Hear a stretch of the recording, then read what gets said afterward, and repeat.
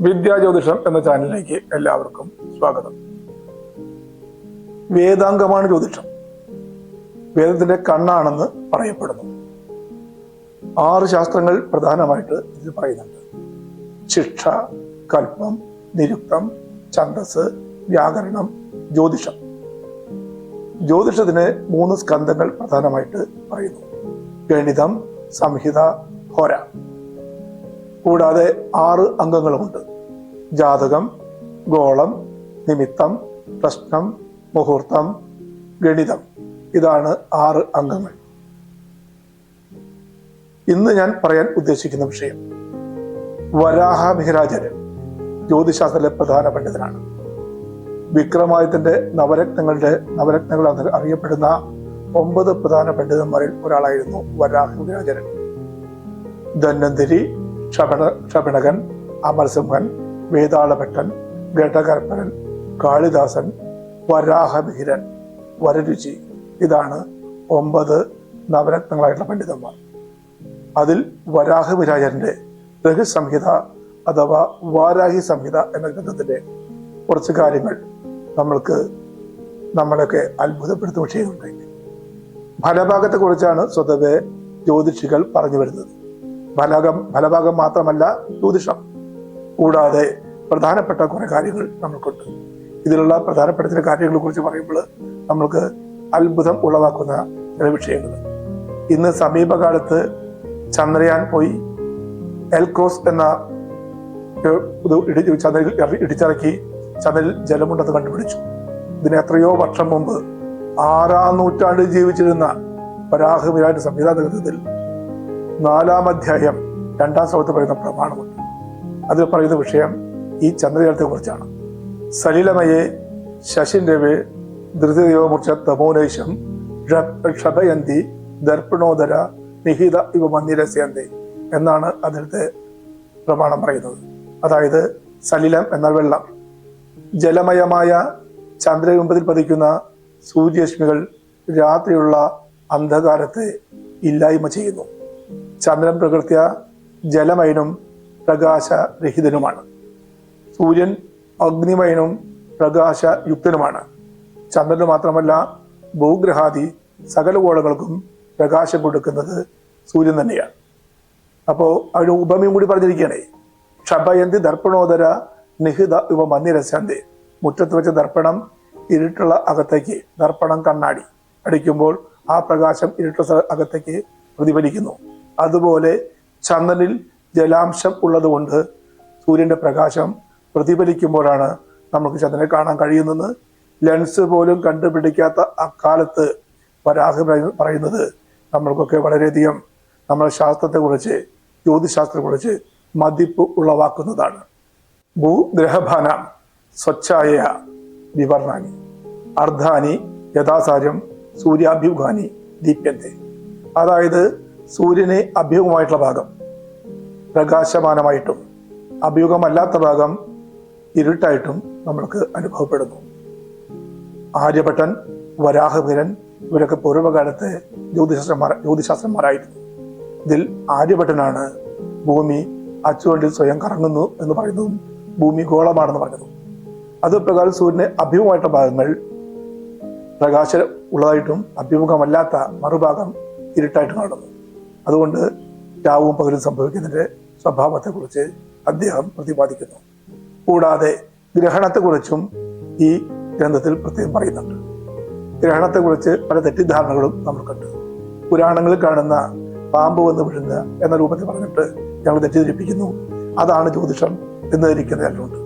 അതല്ല ജ്യോതിഷം. ജ്യോതിശാസ്ത്രത്തിൽ പ്രത്യേകം പറയുന്നു: എന്ത്? ഭൂച്ഛായാം സ്വഗ്രഹണേ ഭാസ്കര മർക്കഗ്രഹേ പ്രവിശത്തെ ഇന്ദു പ്രഗ്രഹണ ഭാനുശ്ച പൂർവാർദ്ധ. സൂര്യൻ, ചന്ദ്രൻ, ഭൂമി നേരെയിൽ വരുമ്പോൾ അതിൻ്റെ നിഴലാണ് ഭൂച്ഛായ. ആ നിഴലാണ് നമുക്ക് ഗ്രഹണമായിട്ട് അനുഭവപ്പെടുന്നത്. പഞ്ചഗ്രഹയോഗമുള്ളപ്പോൾ ഗ്രഹണം സംഭവിക്കില്ല എന്നും ഈ പുസ്തകത്തിൽ പറയുന്നത് അദ്ദേഹത്തിൻ്റെ ആ കാഴ്ചപ്പാട് എത്ര വിപുലമാണെന്ന് നമുക്ക് അറിയേണ്ടതാണ്. ഓരോ മാസം ഗ്രഹണം സംഭവിച്ചാലും ഓരോ ഫലങ്ങളെക്കുറിച്ചും ഇതിൽ പ്രതിപാദിക്കുന്നു.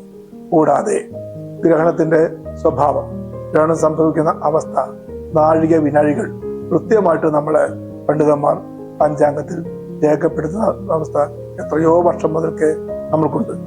ഈ വസ്തുക്കൾ മനസ്സിലാക്കാതെ ഇതിനെക്കുറിച്ച് വിവിധ സ്വഭാവം പറയുന്ന അവസ്ഥകളും കണ്ടുവരുന്നുണ്ട്. കൂടാതെ ഗ്രഹണത്തിൽ രാഹു കേതുക്കളുടെ ബന്ധത്തെക്കുറിച്ചും അദ്ദേഹം പറയുന്നു. രാഹു കേതുക്കൾ എന്ന തമോ ഗ്രഹത്തിന്റെ പാദസന്ധി ഉണ്ടാവുമ്പോൾ മാത്രമേ ഗ്രഹണം സംഭവിക്കുള്ളൂ. അതുകൊണ്ടാണ് എല്ലാ കർത്തവാവിനും സൂര്യഗ്രഹണവും എല്ലാ വെളുത്തവാനും ചന്ദ്രഗ്രഹണവും സംഭവിക്കാത്തതെന്നും അദ്ദേഹം പറയുന്നുണ്ട്. ഇതൊക്കെയാണ് ഗ്രഹണത്തെ കുറിച്ചുള്ള അദ്ദേഹത്തിന്റെ കണ്ടെത്തലുകൾ. അതുപോലെ തന്നെ ഭിക്ഷായുർവേദം എന്നൊരു അധ്യായം ഇതിലുണ്ട്. ജ്യോതിശാസ്ത്രത്തിൽ എല്ലാ ശാസ്ത്രങ്ങളും ഉൾപ്പെടും. സസ്യജാതകം വരെയുണ്ട്.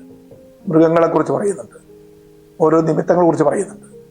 ഇതിൽ ഭിക്ഷായുർവേദം, അതിലെ ശ്ലോകം ശ്രദ്ധിച്ചാൽ നമ്മൾക്ക് വളരെയധികം വിസ്മയം തോന്നുന്ന വിഷയമാണത്. അതായത് ഒട്ടുകൃഷി സമ്പ്രദായം, ബഡ്ഡിങ്, ഇതൊക്കെ സമീപകാലത്ത് കണ്ടുപിടിച്ചതാണ് നമ്മുടെ ധാരണ. എന്നാൽ അങ്ങനെയല്ല. 6-ാം നൂറ്റാണ്ടിൽ ജീവിച്ച ഇദ്ദേഹം വരാഹവിരാജന്റെ സംഹിതയിലെ ഭിക്ഷായുർവേദം എന്ന അധ്യായത്തിലെ ശ്ലോകം നമ്മൾക്ക് പഠിച്ചാൽ മനസ്സിലാവും. അതിന് പ്രത്യേകം എടുത്തു പറയുന്ന ആ പ്രമാണം ശ്രദ്ധിക്കുക. പനസ ശോക കദരീച്ച ജംബൂല കുജലാടിമ ദ്രാക്ഷ പാരീപതശൈവ ബീജപൂരാതി മുക്തക ഏതേദ്രുമ കണ്ഠരേപ്യോ ഗോമയേന പ്രലേപിത മൂലച്ഛേദന വസ്കന്ധേ രോപണീയ പ്രയത്നത.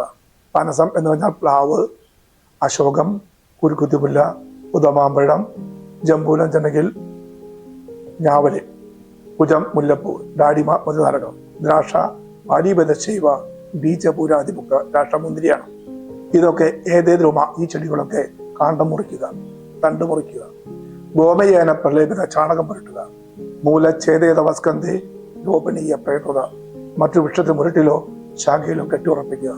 ഇതൊക്കെ ആയിരക്കണക്കിന് കൊല്ലം മുമ്പ് നമ്മളെ ഭാരതീയ ശാസ്ത്രജ്ഞന്മാർ കണ്ടുപിടിച്ചു എന്ന് പറഞ്ഞാൽ അതൊക്കെ വളരെ പ്രധാനപ്പെട്ട വിഷയം തന്നെയാണ്. അപ്പൊ സംസ്കൃതത്തിൽ എഴുതിക്കൊണ്ട് തമസ്കരിക്കപ്പെട്ട പല നിയമങ്ങളും ജനങ്ങൾക്ക് ചെല്ലാതെ ജ്യോതിഷം വെറും ഫലഭാഗം മാത്രം തെറ്റിദ്ധരിച്ചുകൊണ്ട് ഇതിൽ നിന്ദിക്കുന്ന ചിലരെങ്കിലും നമ്മൾക്ക് ഇവിടെ കാണുന്നുണ്ട്. അവരൊക്കെ മൂലഗ്രന്ഥങ്ങൾ വായിച്ചാൽ ഇതിൻ്റെതായിട്ടുള്ള ആ വ്യാപ്തി നമ്മൾക്ക് മനസ്സിലാക്കുന്നതാണ്.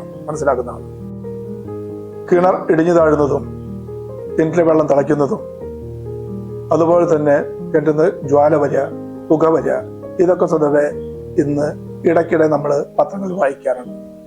ഈ വിഷയത്തെക്കുറിച്ചും പ്രതിപാദിക്കുന്നു. അതായത് ജ്വാല ധൂമക്വാദ വിധ കുഷ്ഠാനിചൈവ കൂപാനം ഗീതപ്രചൽപ്രധാനിച്ച ജനമാരകായ പ്രതിഷ്ഠാനി. ഇതൊക്കെ ജനങ്ങൾക്ക് ആപത്ത് സംഭവിക്കുന്ന സൂചനയായിട്ട് കണക്കാക്കണം. കിണറ്റിന് ജ്വാലയോ പുകയോ വരിക, വെള്ളം തിളയ്ക്കുന്നത് തോന്നുക, മുഴക്കങ്ങൾ കേൾക്കുക, ഇടിഞ്ഞു താഴുക, ഇതൊക്കെ ഈ പ്രമാണത്തിൽ പ്രത്യേകം പ്രതിപാദിക്കുന്നുണ്ട്. ഇതൊക്കെ എത്രയോ കാലം മുമ്പേ കണ്ടുപിടിച്ചു എന്നുള്ളത് ഈ നമ്മുടെ ശാസ്ത്രത്തിൻ്റെ വ്യാപ്തിയെ വളരെയധികം ചിന്തിച്ച് അന്വേഷിക്കേണ്ട കാര്യങ്ങളാണ്. കൂടാതെ ഇപ്പോഴൊക്കെ നമ്മൾ കാണാം, കുന്നംകുളത്ത് ഇത്ര സെന്റിമീറ്റർ മഴ പെയ്തു, തൃശ്ശൂർ ഇത്ര സെന്റിമീറ്റർ മഴ പെയ്തു, പല ദേശങ്ങളിലും മഴ പെയ്ത അളവിനെ കുറിച്ച് പറയുന്നുണ്ട്. ഈ വസ്തുത കൂടി അന്ന് കണ്ടുപിടിച്ചിരുന്നു. അതിന്റെ പ്രമാണമാണ് ഹസ്തവിശാലം കുണ്ടകം മതികൃത്യാമ്പു പ്രമാണ നിർദ്ദേശ പഞ്ചാശൽ ബലമാടക മനേനമിനിയാൽ ജലം പതിതം. ഹസ്തവിശാലം, ഒരു കോല് വലുപ്പമുള്ള ഒരു പാത്രം. ഹസ്തവിശാലം കുണ്ടകം മതികൃത്യാമ്പു പ്രമാണ നിർദ്ദേശ, അതിൽ അടയാളങ്ങൾ രേഖപ്പെടുത്തിയിരിക്കുക. പഞ്ചാശൽ ഫലമാതിശ്, 5 ഫലം വെള്ളം അതിൽ നിറയും.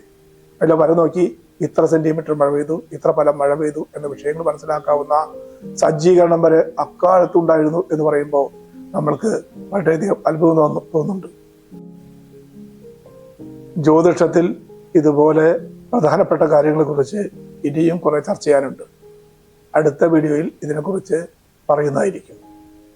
സ്വതവേ ജ്യോതിഷത്തിൽ ഫലഭാഗം, ജാതകം, ഈ വിഷയം മാത്രമേ ഉള്ളൂ എന്ന് ധരിക്കുന്ന ജനങ്ങളുണ്ട്.